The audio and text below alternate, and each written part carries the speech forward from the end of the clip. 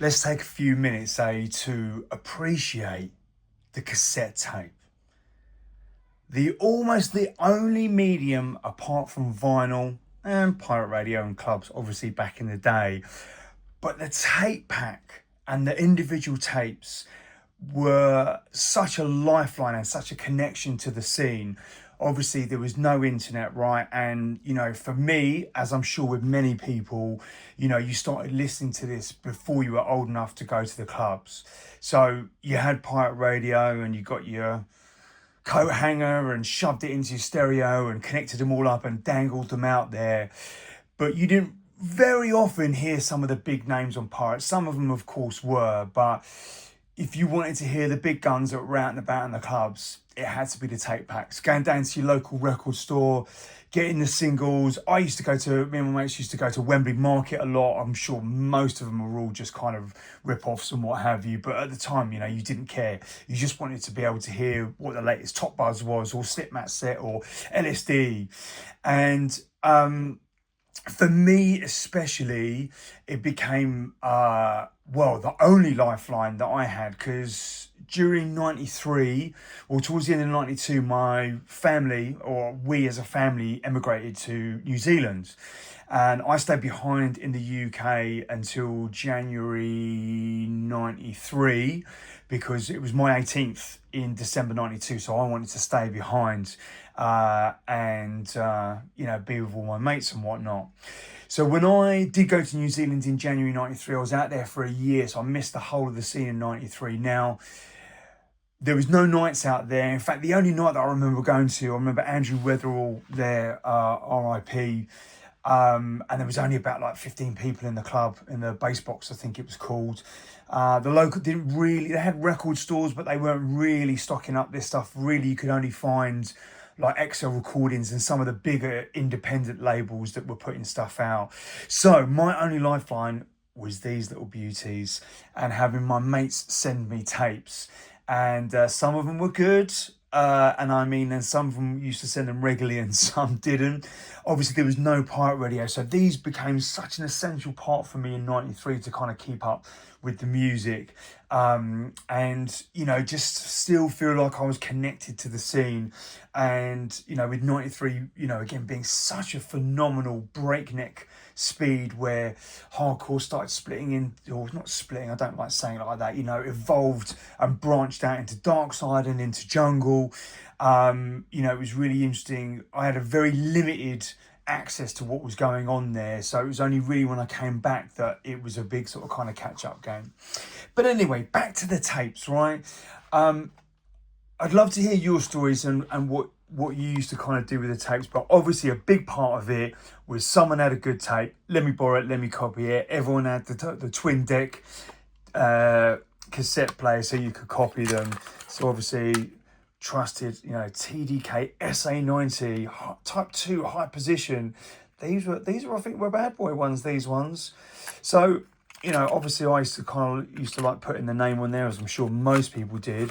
But what I also used to love doing, and again, I think I was unique in this, was I'd cut bits of flyers out, because back then, obviously, you used to pick up a good handful of them. And so I used to actually cut the DJ name out, going out to LSD Roy, big up, and stick them in there. So I'd create my own different cassette for them, which made it really easy when, you wanted to kind of find a tape. Now this one, I went a little bit extra length for that. Just look at that.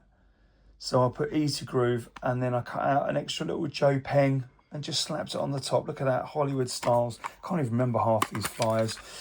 This one was the Techno Dread 6. So this was, I think my mate John sent me this one. So anyway, some kind of great tapes and great memories there. The Colin Down Pig Bag, that was from Stearns. That was Easter 92. Slipmat Rat Pack. Randall and GQ. This was from AWOL 92. Sorry, you can't quite see that. This one here was from AWOL, and that is hands down one of my top 5 sets ever. Just absolutely phenomenal. Rap, now Groove Easy, I don't know if you remember, but some of these DJs used to also do the kind of more sort of house sets. LSD went by Roy Collins, Easy Groove went by Groove Easy, nice easy version of that. So I did, this was an 89 mix that he did, but just kind of kept his name as it is. These ones were all kind of, I should have actually, thinking about this, actually kind of cut out the names from the flyers of the night, but I guess I wasn't that OCD back in the day. But this was a great way, because visually then it was easy. Not only, even if I had like kind of doubles like fantasy, I could actually still go, right, that one I know, that's the Love of Life one, that one's the Fantasia one. What's this one? Fucking Encore. You know, I don't even remember that. That is, oh, funny. That is Roy, my mate, and that's me, Jim. My mates used to call me Jim back then. November 94. All right. I'll have to, obviously I thought I was good enough to actually put a little label on my name. So I'll have to have a little dig at that, because the other one that I found whilst going through my tapes, my first DJ name was actually DJ Jack, which was my initials. Now this was recorded in October 96 and was 92, 93. The original DJ Jack, October 96.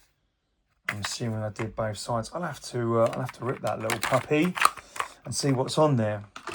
Now, of course, you can't talk about tapes without talking about the trusty pencil. The amount of times it'd get chewed up, your cassette tape would mash it up, so you get your little pencil in there, and it enabled you to kind of wind it up, get it all nice and tight. Once they were both moving, didn't throw up the floor, you were in business. Then, of course, we had these little cassette head cleaners, the little liquid hole in it. I don't know how good these things actually were. I actually used to get a little cotton bud, and I can't remember, it was like isopropanol or something kind of like that, some kind of alcohol-based solution. Just dip it in there and just give the head a little clean, half an hour. Now, this one I also found, because I've got a little box of tapes, which I'm going to show you in a minute. This is, for those of you who don't know, it's a DAT tape. So this was super high audio quality. I guess came in, I don't really know what year they kind of came in, 93, 94, 95, something like that. Obviously by 96, because I'd recorded on one. And this was when me and my mates first went in the studio. We did a track called The Situation. And it was JPR was the name of the act, which was Jamie, Paul and Roy, Just Pure Rhythm. And this took us ages to do this, because we had a mate in the studio. We met this guy on this course that we did, and he used to charge us, I think, 25 quid a day for us to go in and record stuff. So I think it took us months to kind of get there, but we'd sampled Reservoir Dogs like nobody's business. He did a free remix for us, and we ended up pressing it and taking it out and about. It was kind of a sort of 140 BPM breakbeat. Wasn't really hardcore, wasn't really, I don't really know what it was. It was what it was, but there you go. Now, one of the tapes that I'm missing from here is a little project that I'm working on, is my DJ Ratty Red October 92 tape with MC Robbie D, but also DJ Rob E was on the B side. The Robbie mix is absolutely fine. I've put it up on my Mixcloud. I'll pop a little link down below. And I'll also put a link in for the Ratty one. I'm not going to talk about it too much now, because I'm actually going to do a separate video on that, because, well, I'm not going to tell you. You'll find out, but there you go. So I just want to finish up. Look, these are some of the box sets that I've got. I'll just try and get this out a little bit better. Smashing up the place. There we go. So loads of videos. I have got some videos, but these are all kind of tape packs. There's a little VHS there. Helter Skelter, April 24th, 1994. We went to that one. What was this one? Biology, Memories, the album. That was actually a CD. That was one of the first CDs that I bought when that music started coming in. There was also a series by LSD and Easy Groove had done one as well. But there's all the kind of single tapes that I've got in there. There's all the tape packs. I've got loads in there, from World Dance to Stush and Jungle. My mate Berkey actually gave me a ton when I came back from New Zealand. So so look, let's show some love for the tape pack, for the individual tapes, the lifeline that kept us connected to the scene, that enabled us to relive those moments from those nights, and more importantly, sharing with mates. Tell me your tape pack story.